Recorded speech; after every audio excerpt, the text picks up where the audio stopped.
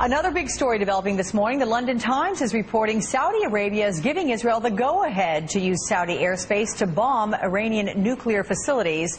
The paper reports the Saudis have already conducted tests to ensure that no jets, including their own, are shot down if Israeli bombers need to pass by.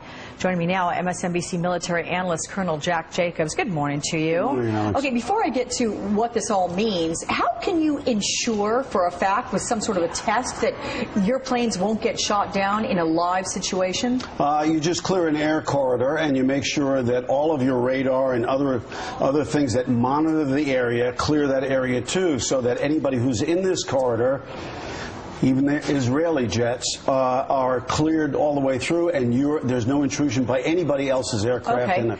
Given all of this, does this mean there is something imminent here? Well, it may not be imminent, but the only way that you can get from Israel to Iran is through Saudi Arabia. We've got a map that shows that. There's no way that you can get from Israel to Saudi Arabia to Iran without clearing through Saudi Arabia, unless you're going to go all the way around, and that's too difficult. If you want to conduct a preemptive strike on nuclear facilities inside Iran, the quickest, easiest, and best way to do it is right through Saudi Arabia. And apparently this particular move has gotten the backing of the U.S., but would Israel consult with the United States before taking any sort of action? Well, you can bet that they will. Let me tell you a real quick story. This is about over 20 years ago when I was still in the Army. I was on a trip over to Israel, and we had a meeting with the government. And at that time, the defense minister of Israel was Yitzhak Rabin. And I asked him at the time, you're talking about a long time ago, I asked him at the time, why don't you guys go and attack the facilities in Iran, which we knew where they were. They were in al-Bashir and Ab Ali and places like Natanz and places like that.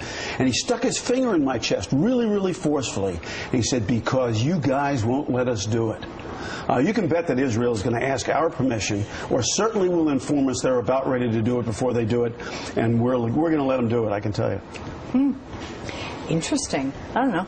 There's lots to talk about. A lot of potential fallout for the region. Sure. Could be a wider war, but I can tell you that everybody has an interest in that region to keep the Iran from getting nuclear weapons. Okay, Colonel Jack Jacobs, thank you. You're welcome.